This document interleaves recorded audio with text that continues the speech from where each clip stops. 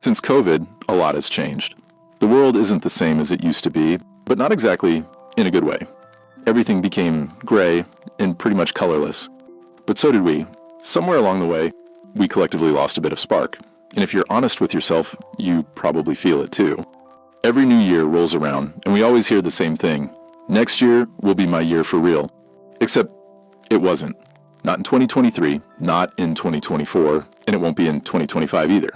Unless you force it to be. So spare me a bit of your time, and I'll force you to lock in for 2025. But just a quick disclaimer, I'm not here to motivate you. Motivation is a sugar rush, and I'm obviously not selling candy. I'm here to give you the tools, perspective, and kick in the teeth you need to make this your actual year. Like, for real. Now, I'm not going to be too hard on you. I know you've been trying. Or at least you think you have. Maybe you started a bulking plan, but quit after 2 weeks because life got busy. Or you set goals, but they were vague enough to be ignored, like, I want to be better. Better at what? Breathing? You've been doing that since birth. See, trying isn't enough if you're half-assing it. You're not failing because life is unfair, even though, yeah, it is. You're failing because you're waiting for life to miraculously align itself around your vibes. But it won't.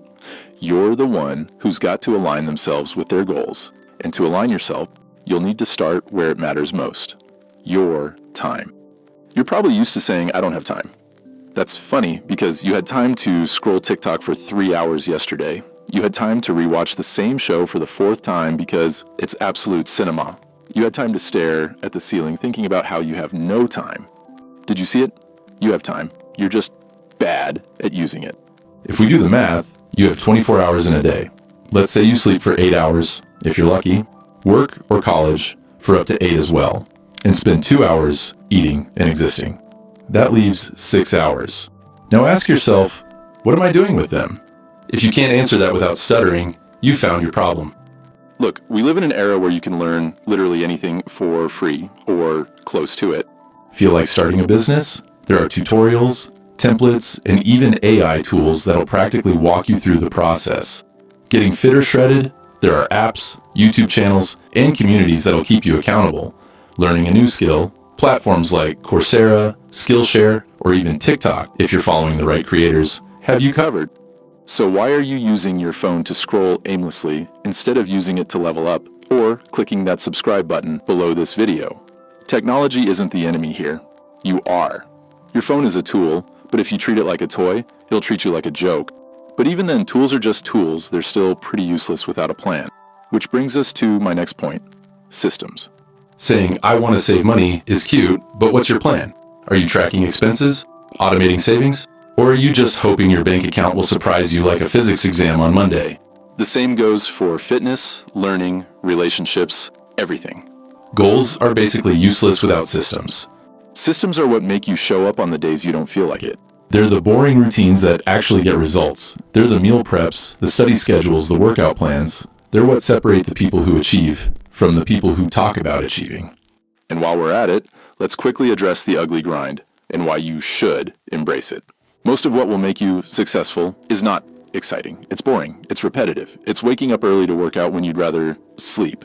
It's saying no to plans so you can study. It's putting in effort when no one's clapping for you. The grind isn't supposed to feel good. It's supposed to feel necessary. And the sooner you stop expecting every step to be fun, the sooner you'll start seeing results. Of course, the grind doesn't have to be the good old-fashioned way. Time's changed. You need to be aware and recognize the massive potential and opportunities sitting right in front of you. But you know what else is massive? We are now living in the most resource-rich era of all time. There's no excuse for being ignorant or stagnant. You want to make more money? Lots of money-making opportunities are everywhere. You want to learn coding, public speaking, singing, dancing, drawing, editing, animating, writing, talking to girls, touching grass? Free tutorials exist. You want to get better at anything? Google it. Even if it's not always accurate, you'll still learn something. Do you see it now? You're not struggling because there's a lack of opportunities. You're struggling because you're not grabbing them. And no scrolling through success content isn't the same as actually taking action. You might be watching this video and listening to my advice, but are you actually putting in the work? Stop being a boring, passive consumer of inspiration and start being an active participant in your own life. That being said, there's still one problem. You see, people avoid taking real action because of this one particular idea of balance. You've been sold this idea that you can balance everything perfectly. Work, life, growth, rest. Actually, it's not that easy, and it's kind of overrated too. If you want something badly enough, you have to let other things slide, collapse, descend, plummet. That doesn't mean burning out, but it does mean prioritizing like your life depends on it. Because it kind of does. You're not going to achieve your goals by squeezing them into the cracks of your schedule. They need to be front and center, not an afterthought. And in order to be able to do that, you need to answer one big question. Am I really trying? Because it's easy to say you're trying, but are you, really? Or are you just dabbling? There's a difference between effort and consistent effort. One gets you short-term results, if that, and the other transforms your life. Be honest with yourself. If you're not where you want to be, is it because the world is against you? Or is it because you are not fully in that mentality? Are you because you're the lamest? Or are you the lamest because you're you? You can't half commit and then expect full results. I'm not saying this is someone perfect because I'm not, but I can confidently say I'm the best version of myself that I've ever been. And a big part of that is because I stopped waiting for life to hand me success and started forcing it. Anyways, my point is, if I could do that, what's the reason you can't? I mean, I'm pretty sure you and I are not so different. Look, this is just a wake-up call, a reminder. I'm not going to end this by saying something cheesy like, you've got this. You might not have this. That's up to you. But what I can say is that if you decide to lock in, like really lock in, 2025 can be the year you stop saying, next year will be my year for real, and start saying, this year is mine.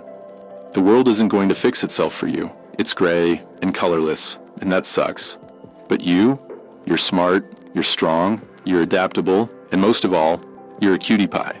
You can fix yourself, and maybe that'll bring a little color back into everything else too. So, are you in? Or are we having the same conversation next year? I mean, you tell me.